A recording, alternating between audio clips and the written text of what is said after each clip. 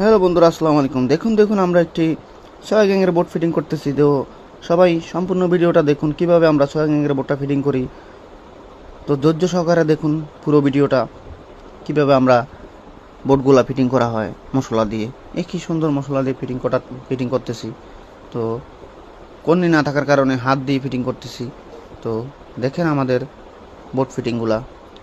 তো অবশ্যই দেখে সুন্দর একটি গঠনমূলক কমেন্ট করবেন। আর এই দেখেন স্পিড লেভেল করে সবসময় বোর্ডগুলো বসানোর চেষ্টা করবেন, যে অ্যাকুরেটভাবে বোর্ডগুলো ফিটিং হয়।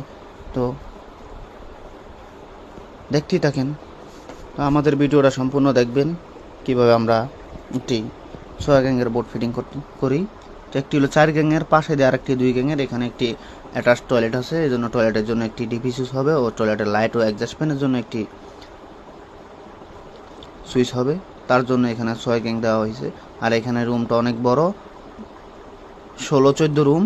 এই জন্য 2টা প্যান দেওয়া হয়েছে, 2টা প্যানের জন্য 2টা ডিমার হবে। এই জন্য এখানে 4 গ্যাং ও একটি সকেট হবে।